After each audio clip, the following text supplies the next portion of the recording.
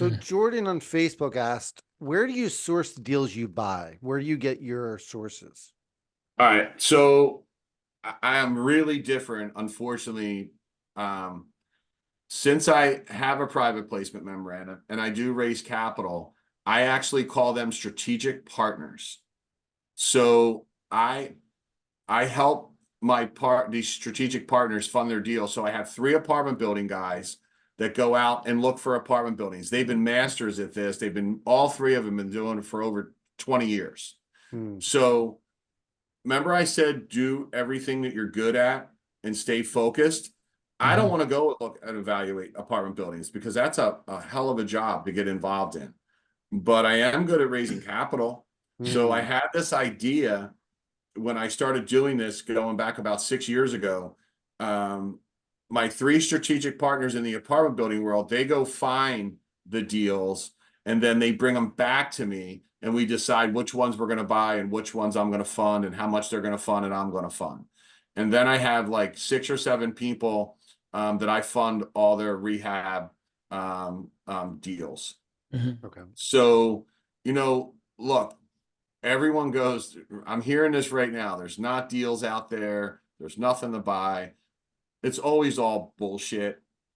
It's all in your mind that you stop putting an effort into looking for deals because you hear it from somebody else, Sure. right?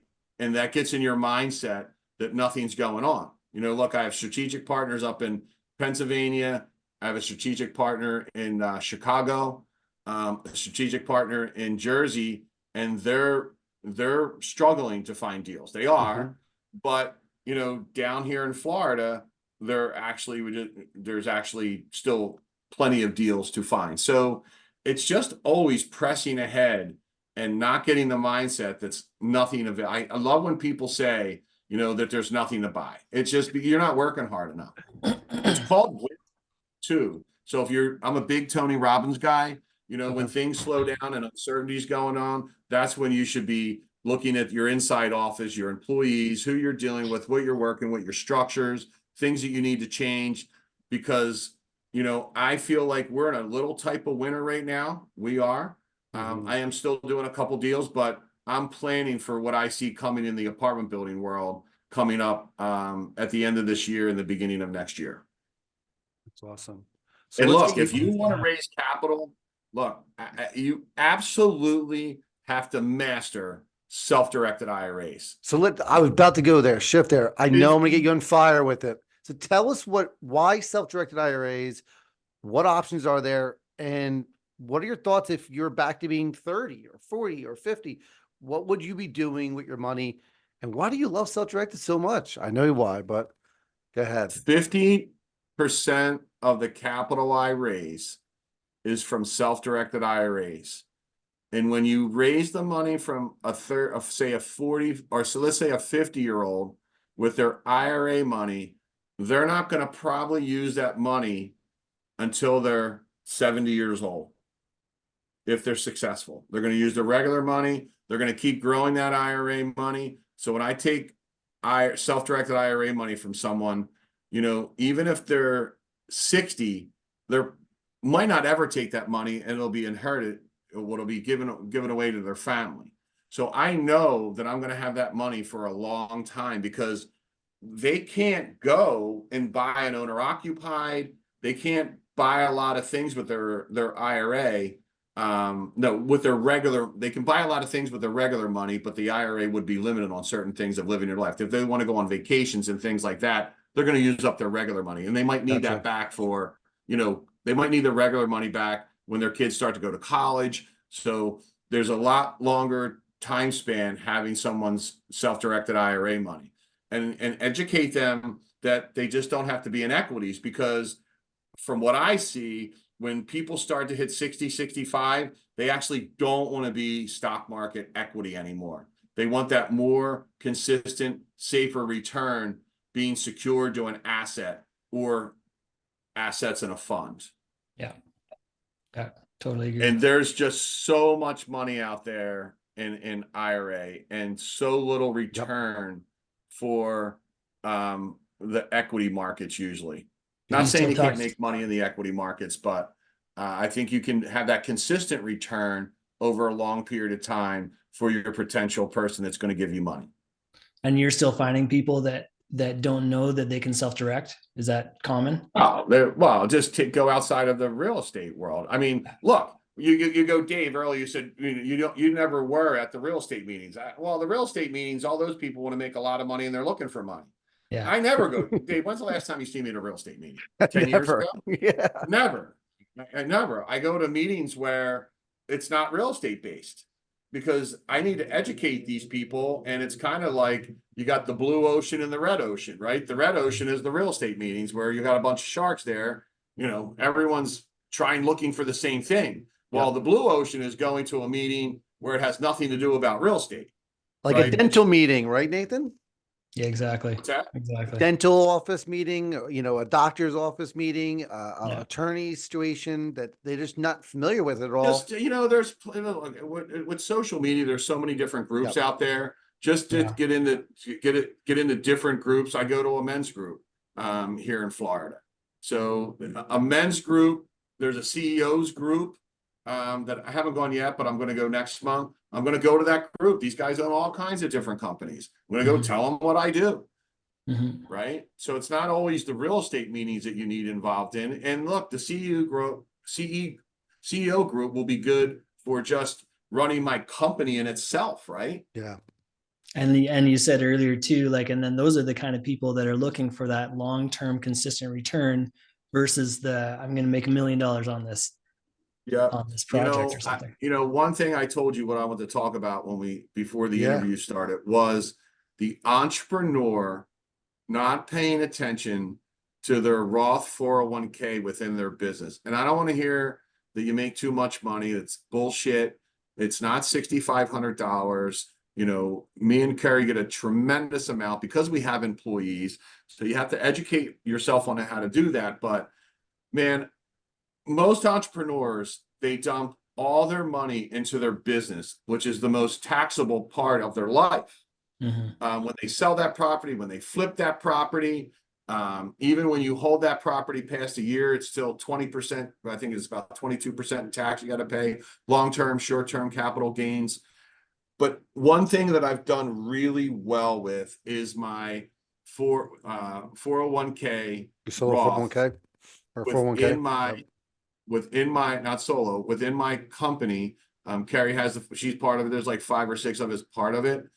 But when we play this out, when we're, let's just go with a little scenario. If you play it out to 65 or 70 years old, and let's just say you have $500,000 in there in a Roth 401k when you're 70 years old, and you can make 10% on that.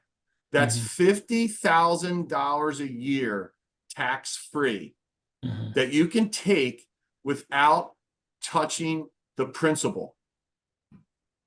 And I want everyone to go into a compound interest calculator. I was talking to a 43-year-old the other day. Like, man, I only got like $140,000 in there. Say you only got 70. Say you only got 90, but he had 140. And I said, okay, when do you plan on using it? Which you probably never will. Let's play it out to 70 at a 9% return. And you're going to only add, I think we were adding like 10 or 15 grand.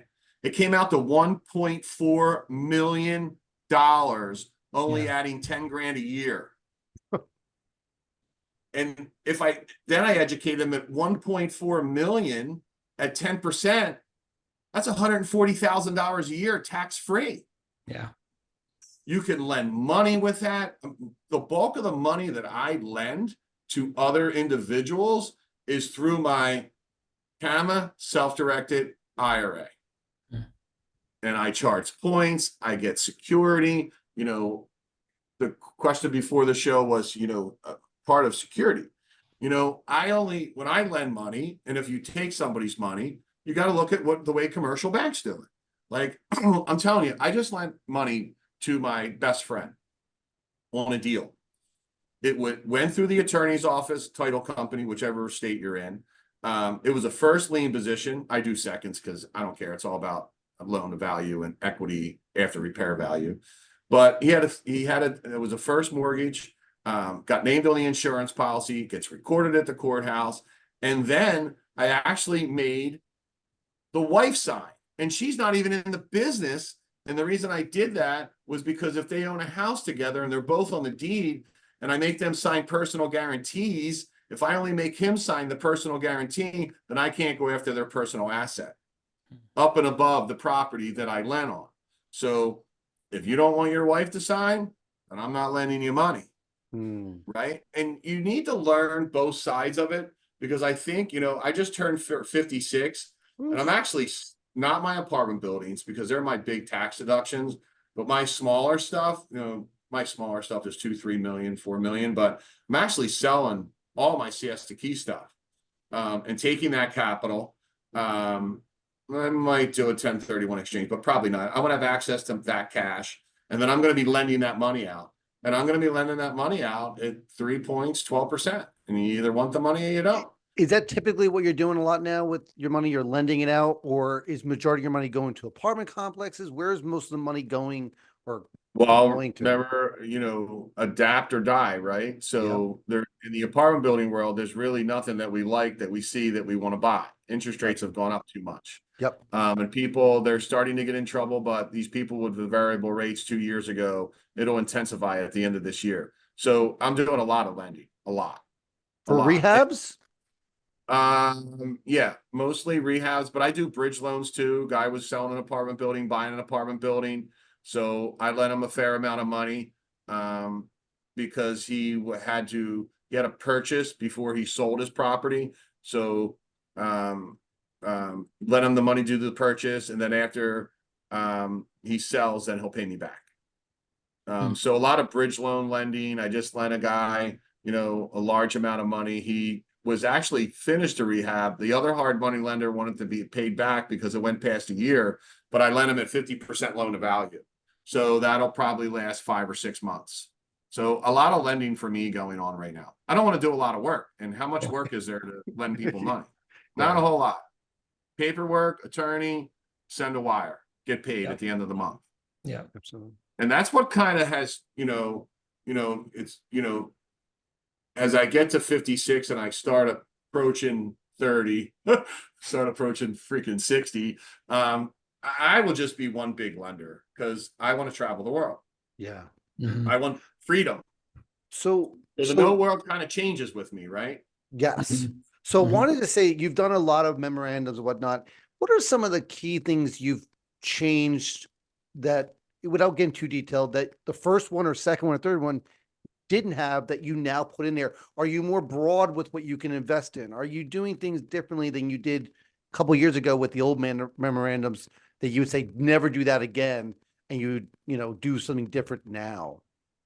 No, I still have the same securities attorney. It's about that adapting. We started out in the note world, and then we added lending, then we added apartment buildings and mobile home parks.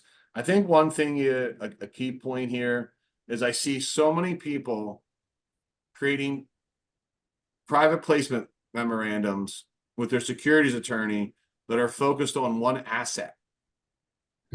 It's either non-performing notes, reperforming notes, just apartment buildings.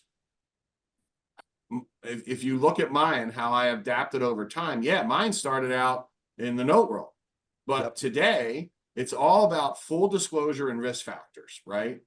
And today I can lend money, I can buy mobile home parks, I can buy apartment buildings. It's all about disclosures within your the risk factors in your private placement memorandum. So I think, and there's some pretty smart guys, I'm not going to piss them off by calling them out, but a bunch of high level guys I've helped over the past 2 years going, what the hell are you just one asset when I know you do a couple different assets? Sure. Put it in there. You just got to disclose and what your risk factors are if things go wrong. And that's key right there to answer your question.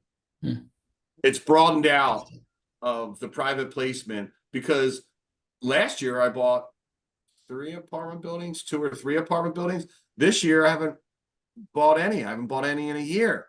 Wow. But in my private placement memorandum, I'm allowed to lend money for rehabs and bridge loans. Got to put the disclosures in there, but I have options within my private placement memorandum with a lot of people don't do.